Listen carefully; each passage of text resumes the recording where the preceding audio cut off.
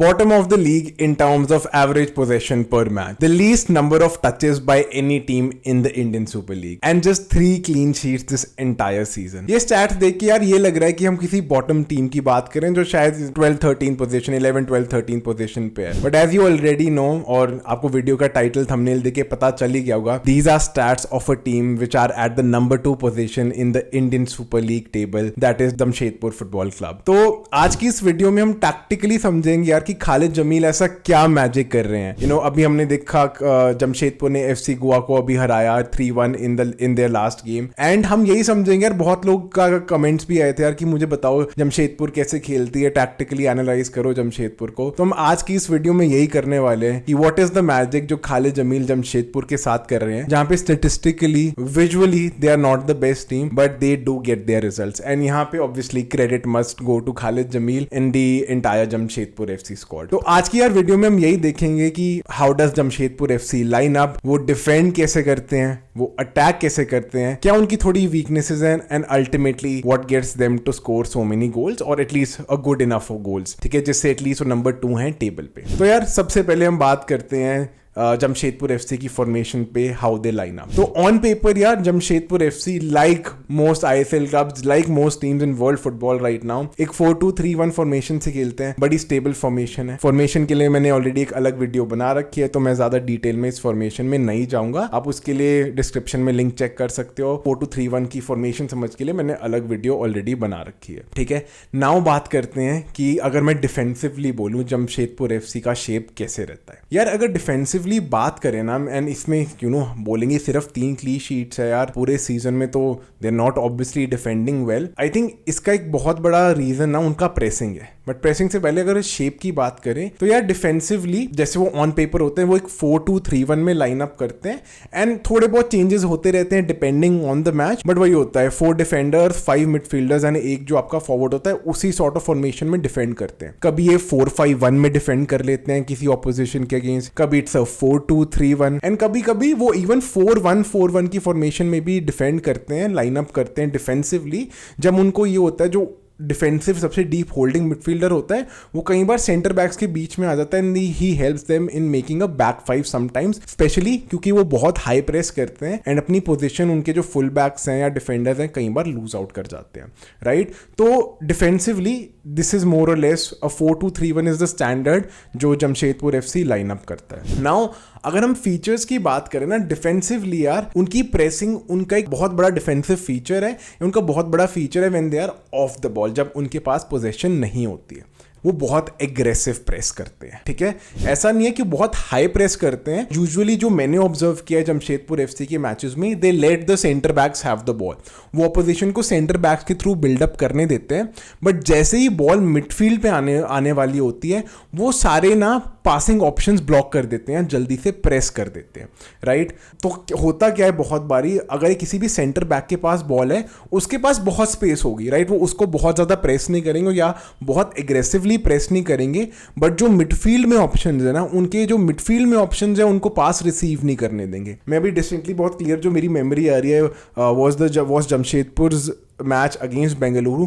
राहुल बेकी के पास बॉल थी, अच्छी खासी स्पेस थी राहुल बेकी के पास, बट मिडफील्ड में नेगुएरा इन सबको बॉल देने का मौका ही नहीं दे रहे थे, क्योंकि अगर वो स्पेस भी बनाते थे इमीडिएटली उनके मिडफील्डर्स उनको प्रेस कर देते थे. तो डिफेंसिवली यार प्रेसिंग वाइज बोलूं, वो एक बहुत एग्रेसिव प्रेस करते हैं. सेंटर लाइन से थोड़ा सा आगे प्रेस शुरू करते हैं, बट ऑपोजिशन डी के पास प्रेस नहीं करते अनटिल एंड अनलेस उन्होंने पोजीशन लूज करी है, वो काउंटर प्रेस नहीं करते.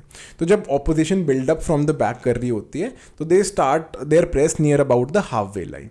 एंड उनकी ना pressing again obviously helps them win a lot of ball. तो बहुत ज़्यादा पोजीशन रीगेन करते हैं, कॉम्पैक्ट रहते हैं अपनी प्रेसिंग के टाइम भी. जो उनकी फॉर्मेशन होती है वो ऑपोजिशन को वाइड जाने का मौका फिर भी दे देते हैं, बट मिडफील्ड से सेंट्रल ऑफ द पिच से बॉल रोटेशन का मौका नहीं देते हैं. एंड वो ना चाहते हैं कि वो मिडफील्डर्स को, ऑपोजिशन के मिडफील्डर्स को बॉल पे टाइम ना दे. तो जैसे ही मिडफील्ड के पास बॉल आती है वो एकदम से प्रेस करते हैं. इनने इसकी वजह से ना यार वो बहुत ज़्यादा गोल्स कंसीड भी करते हैं, एंड थोड़ा जो डिफेंसिवली कॉट आउट भी होते हैं. बिकॉज एक बहुत बड़ा क्या होता है कि कई बार उनके जो फुल बैक्स हैं वो बीच में प्रेस कर देंगे मिडफील्डर को अगर उनको स्पेस मिली, कई बार उनके सेंटर बैक्स आके प्रेस कर देंगे। एंड अगर वो इनिशियल प्रेस ब्रेक हो गया, जो भी प्लेयर है वो ऑपोजिशन से आगे चला गया, उसका इनिशियल प्रेस ब्रेक कर दिया, तो जो अटैकिंग टीम है ना उसको एक बहुत क्लियर गैप मिल जाता है अटैकिंग थर्ड में गोल मारने की अपॉर्चुनिटी। बहुत मैचेस ऐसे हुए हैं जहां पे उनका कोई एक डिफेंडर है जो आगे एकदम प्रेस करने जाता है, एग्रेसिव प्रेस करने चाहता है, तो उसके पीछे से बॉल चली जाती है। कभी जो फुल बैक है जिसकी आइडियल पोजीशन, अगर मैं राइट बैक की बात करूँ, वाइड है, वो देखता है कि मिडफील्ड में एक बंदे के पास बॉल रिसीव होने वाली है, उनका जो नंबर 10 है या उनका अटैकिंग मिडफील्डर है, वो अगर उनको देखता है कि उसको बॉल रिसीव होने वाली है, उनका फुल बैक इमीडिएटली लेट से राइट बैक प्रेस कर देता है, तो उसके पीछे बहुत स्पेस खाली हो जाती है। एंड हमने बहुत बार देखा उनको वाइड से क्रॉसेस पड़ते हैं एंड वो गोल कंसीड करते हैं। तो एक बहुत की फीचर उनकी डिफेंसिव शेप का उनका एग्रेसिव प्रेस है, but at the same time यही एग्रेसिव प्रेस, यही हाई प्रेस उनको ना उनको गोल कंसीड करता है, काउंटर पड़ते हैं उनको इसी चीज़ों की वजह से। And again it's a matter of age and when the press is broken, जो पूरे मैच में कहीं ना कहीं बार होगा, एंड तभी उनके defensive numbers are the best, right. And कहते हैं you know attack wins you matches and defence wins you titles, but I hope let's see क्या होता है। Let's hope Khalid Jamil proves everyone wrong and probably he competes with Mohan Bagan. Jamshedpur goes neck and neck with Mohan Bagan for the shield as well, right? And again यार, जैसे मैंने already बोला, midfield में किसी को भी बॉल रखने देते नहीं है। वो ना ऑपोजिशन की प्ले डिस्ट्रॉय करना चाहते हैं, राइट। वो ना थोड़ा हैपहैज़र्ड करना चाहते हैं ताकि टाइम ना मिले ऑपोजिशन को बॉल में, वो अपना पैटर्न ना बना सके। And specially teams like let's say अगर मैं बेंगलुरु की बात करूं या पंजाब एफसी की बात करूं, who like to rotate ball in the midfield, अच्छे प्लेयर्स हैं, वो तो चाहते ही नहीं कि उनका कोई पैटर्न ऑफ प्ले सेटअप हो एंड वो एकदम से प्रेस करते हैं, कॉम्पैक्ट रहते हैं ताकि अगेन बीच में लाइन ब्रेकिंग पासेस ना हो, और बहुत एग्रेसिव प्रेस करते हैं। दीज आर द मेजर की फीचर्स अगर मैं जमशेदपुर एफसी को एनालाइज करूं डिफेंसिवली, डिफेंसिव शेप में कैसे रहती है उनका। यहाँ पे जो होल्डिंग मिडफील्डर है उसका रोल बड़ा इंपॉर्टेंट होता है। जो बहुत टाइम जो सौरव दास होते हैं, सौरव दास एक बहुत अच्छा रोल प्ले करते हैं उनके लिए।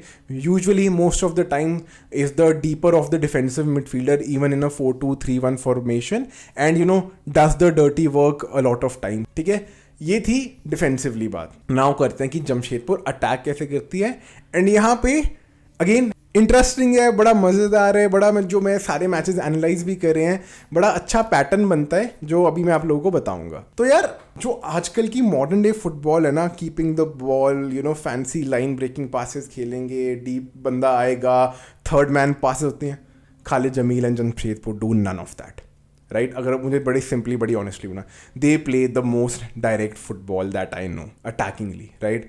बॉल मिलती है वर्टिकल पास खेलो, बॉल मिलती है बॉक्स में डालो, बॉक्स के पास डालो, लॉन्ग बॉल्स डालो। बड़े इंटरेस्टिंग स्टैट्स बताता हूँ आपको 2-3 यार इस थ्योरी को प्रूव करने के लिए। जमशेदपुर के गोलकीपर है एल्बिनो गोम्स। जमशेदपुर के सबसे ज्यादा passes in the opposition half, guess करो किसने करे? उनके गोलकीपर एल्बिनो गोम्स ने।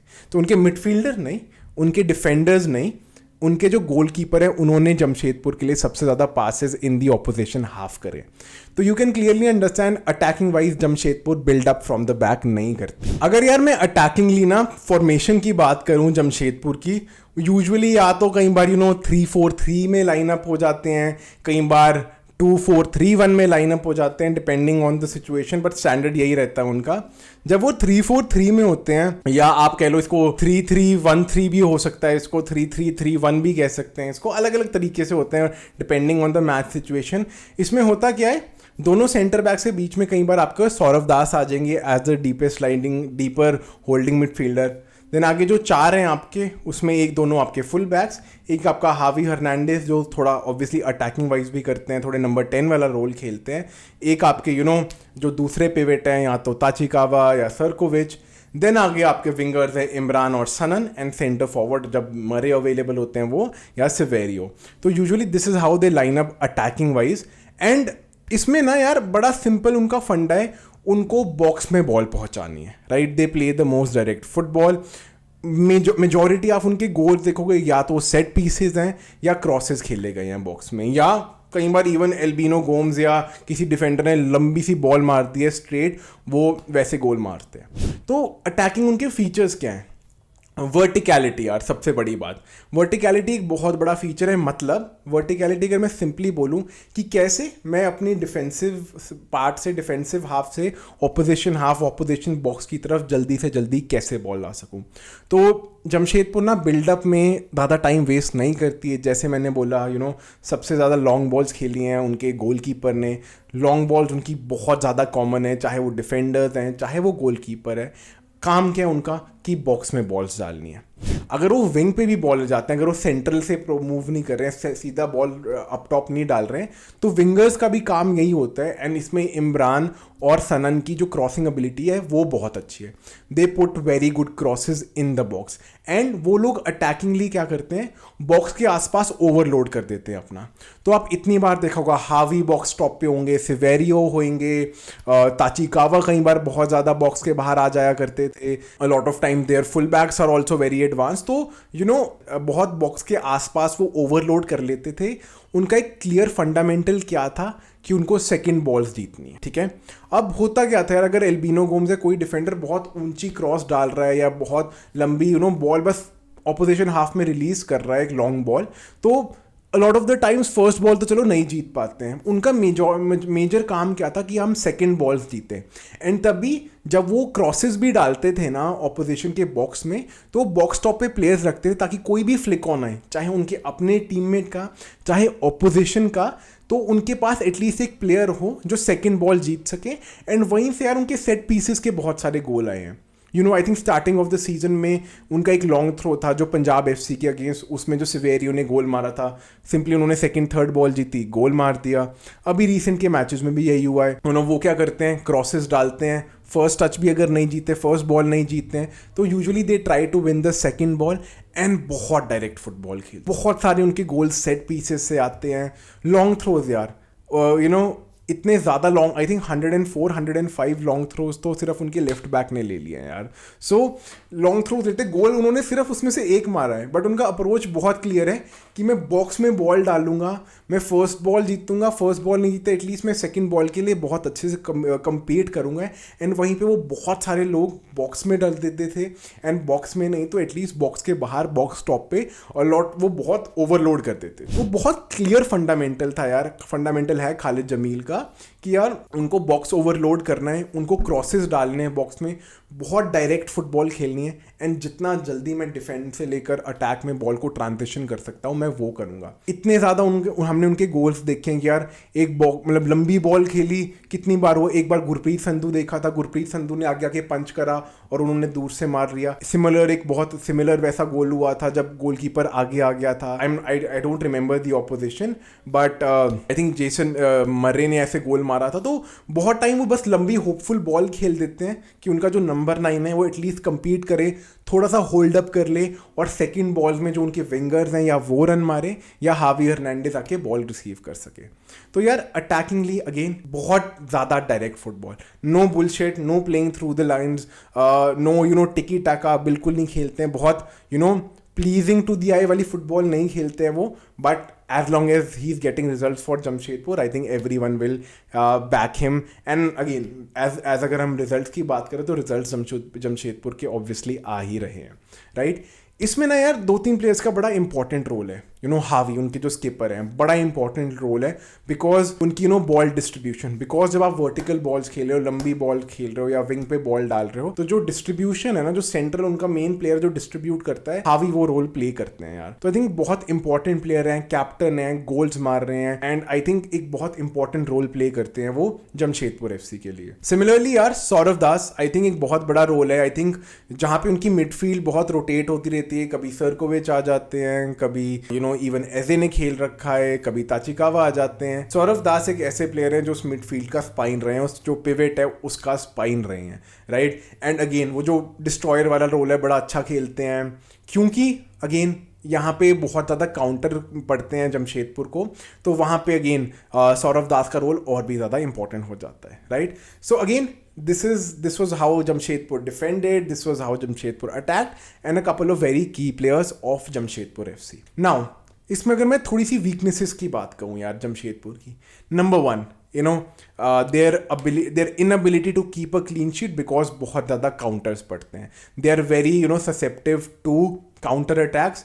The reason being because बहुत ज़्यादा high press करते हैं, and again there will be times in a match जहाँ पे वो जहाँ पे वो aggressive high press break होएगा, counter attack पड़ेगा, and they have conceded goals like this. तो I think एक बहुत बड़ी weakness जो मुझे defensively लगती है, क्योंकि वो बहुत aggressive press करते हैं, बहुत ज़्यादा पीछे स्पेस छोड़ देते हैं. इवन उनके फुल बैक्स अगर वो अटैकिंग अपने ऑपोजिशन के हाफ में तब तो फिर भी ठीक है, बट इवन डिफेंसिवली जब वो अपने हाफ में होते हैं, जब थोड़ा डीप भी होते हैं, कभी कभी रैंडमली मैंने देखा उनका फुल बैक, उनका जो सेंटर बैक है, बहुत एग्रेसिव प्रेस करने जाएगा, leaving behind a lot of space for a decent, कोई भी अच्छा प्ले मेकर है, he will be able to find that space, right. And again I think teams have managed to find that space. Attackingly यार बहुत direct football खेलते हैं, which means midfield की जो इन्वॉल्वमेंट है वो इतनी ज़्यादा अटैकिंग वाइज नहीं है. It's not the most pleasing football to watch. And again अगर कोई टीम है जो थोड़ा सा भी डीप रह रही है, थोड़ा सा भी फिजिकली स्ट्रॉन्ग सेंटर बैक्स हैं, मुझे लगता है काउंटर कर सकती है जमशेदपुर को. एंड तो that is somewhere I feel attacking wise उनका थ्रेट नहीं है बहुत ज़्यादा, बहुत डायरेक्ट फुटबॉल खेलते हैं, is very dependent on them winning first and second balls. So in a case if a team is able to थोड़ा सा भी डीप बैठती है, वो थोड़ा भी टीम हाई लाइन नहीं खेलती है, ऑपोजिशन डीप बैठती है, तो उनको they will find it difficult to score goals. And तो ये मुझे लग रहा है थोड़ी बहुत प्रॉब्लम्स हैं जो जमशेदपुर के साथ है.